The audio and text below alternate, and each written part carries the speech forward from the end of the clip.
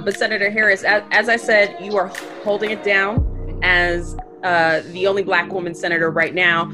We know you're no stranger to firsts. The first woman of color to be Attorney General of California, other firsts.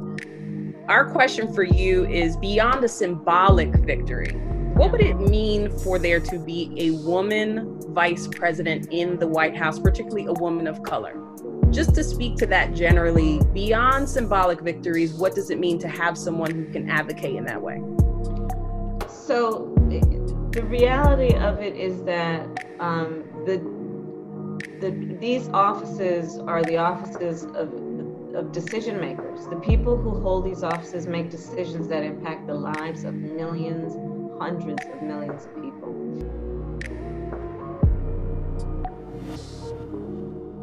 And it is critical that the decision makers reflect the experiences, the culture, the circumstance, the background of the people who are impacted. And right now, that's not where we are.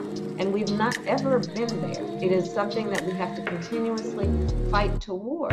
Well, I'm going to read you a quote real quick. The job of a progressive prosecutor is to look out for those overlooked, to speak up for those whose voices aren't being heard, to see and address the causes of crime, not just their consequences, and to shine a light on the inequality and unfairness that lead to injustice.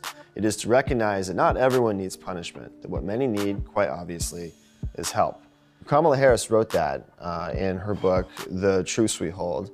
Does that sound consistent with the kind of with the brand of justice that you saw administered by offices that she was running? It definitely sounds like Kamala Harris right now as a senator. But at the time of her being the head district attorney of San Francisco, that is almost polar opposite of what I felt and what our community felt in San Francisco.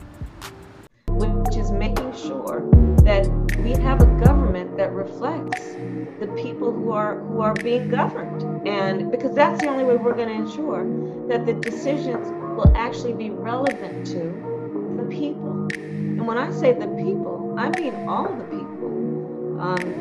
We have to have a government that is for the people and by the people and of the people, period. Response. I want to bring the conversation back to the broken criminal justice system that is disproportionately negatively impacting Black and brown people all across this country today. Now, Senator Harris says she's proud of her record as a prosecutor and that she'll be a prosecutor president, but I'm deeply concerned about this record. There are too many examples to cite, but she put over 1,500 people in jail for marijuana violations and then laughed about it when she was asked if she ever smoked marijuana. She blocked evidence. She blocked evidence that would have freed an innocent man from death row until the courts forced her to do so. She kept people in prison beyond their sentences to use them as cheap labor for the state of California. And she fought to keep cash bail system in place that impacts poor people in the worst kind of way. Thank you, Congresswoman. Senator Harris, your response.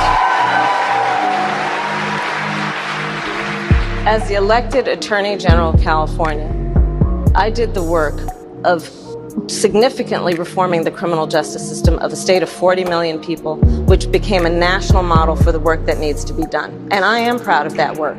And I am proud of making a decision to not just give fancy speeches or be in a legislative body and give speeches on the floor, but actually doing the work of being in the position to use the power that I had to reform a system that is badly in need of reform. That is why we created initiatives that were about re-entering former offenders and getting them counseling. It is why, and because I know that criminal justice system is so broken, that I am an advocate for what we need to do to not only decriminalize, but legalize marijuana in the United States. I want to bring Congresswoman Gabbard back in. Your response, The bottom line is, Senator Harris, when you are in a position to make a difference and an impact in these people's lives, you did not. And worse yet, in the case of those who are on death row, innocent people, you actually blocked evidence from being revealed that would have freed them until you were forced to do so. There is no excuse for that. And the people who suffered under your reign as prosecutor, you owe them an apology. That her presence almost take pride in getting a conviction.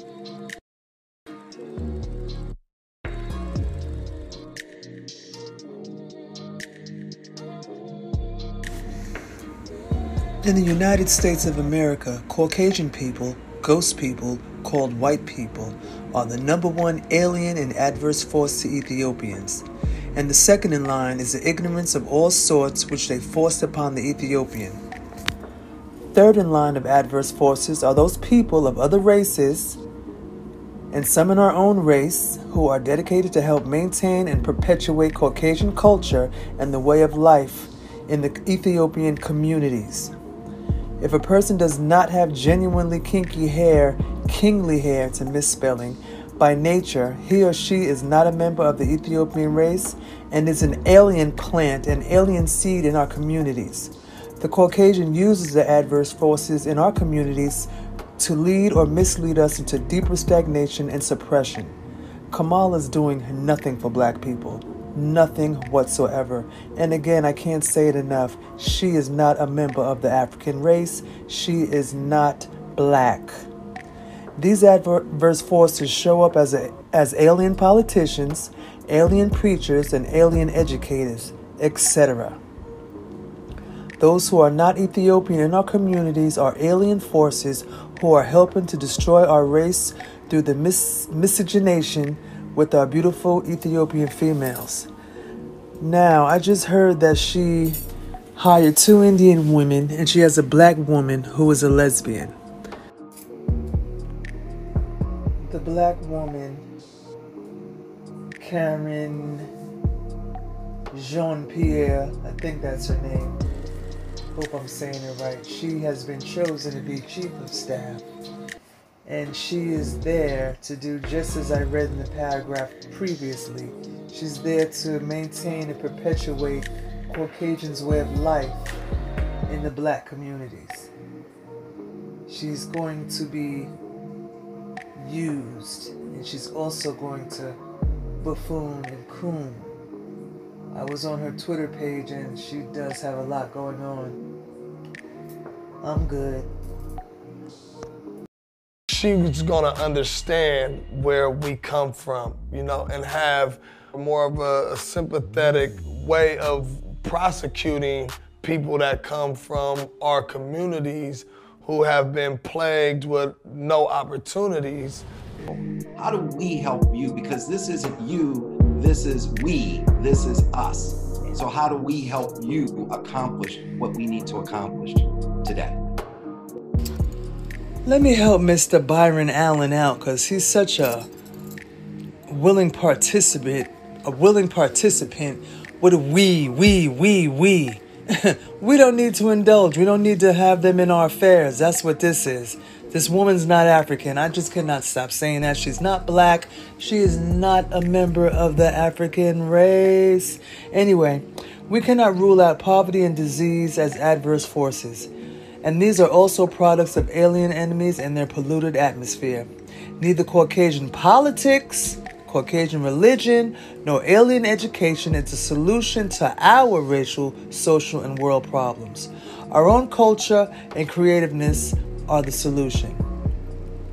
And the intelligent among us, who will not allow those Ethiopians among us who are working knowingly and unknowingly for the preservation of mankind's civilization to tell us anything different. Ethiopian independence of thought and independence of action are a way out of prison. The real solutions to our racial and social and world problems is the road to creativeness and independence, is 9 reason, 9 knowledge, wisdom, and understanding, working together with our cycle and season by nature.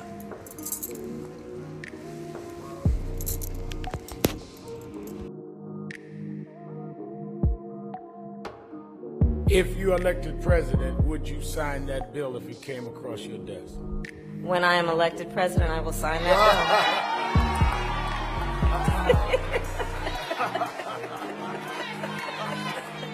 bill. They call that turn the beat around.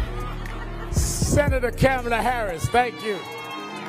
Do you support reparations for black people? Well, listen, again, we had over 200 years of slavery.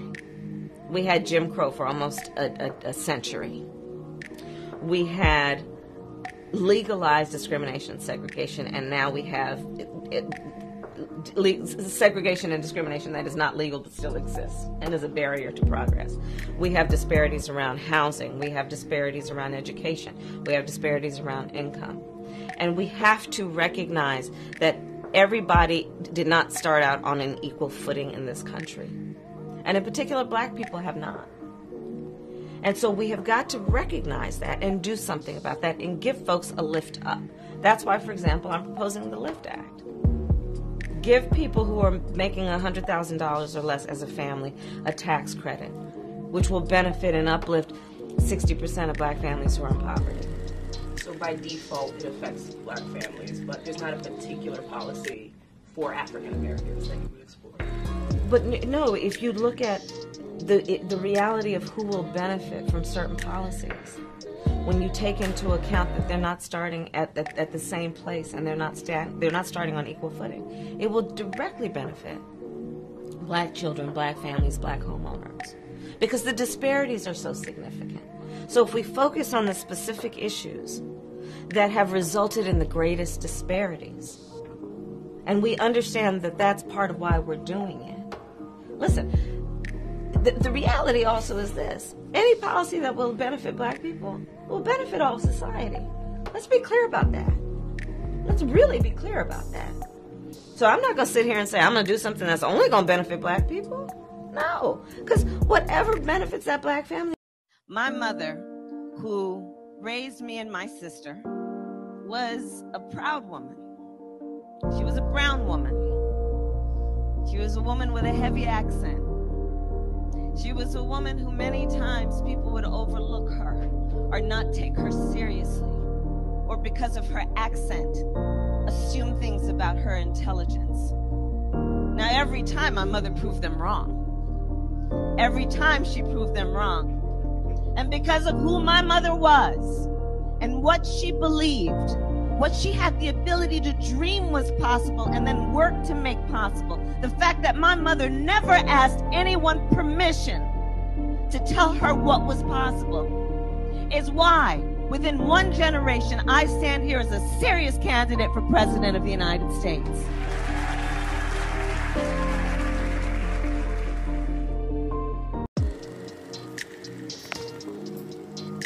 Kamala, she can't be trusted. She's politicking. She's lying.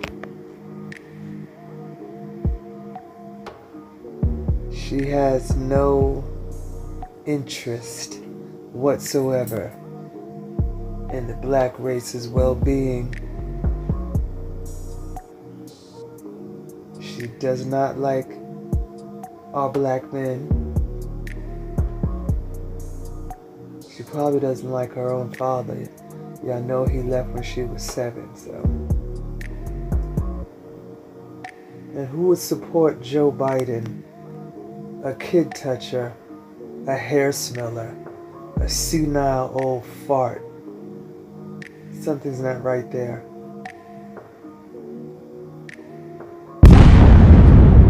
True mental cosmic peace. My name is Ta Nunet Nubahat Nupu, and I'm a proud African female. True peace.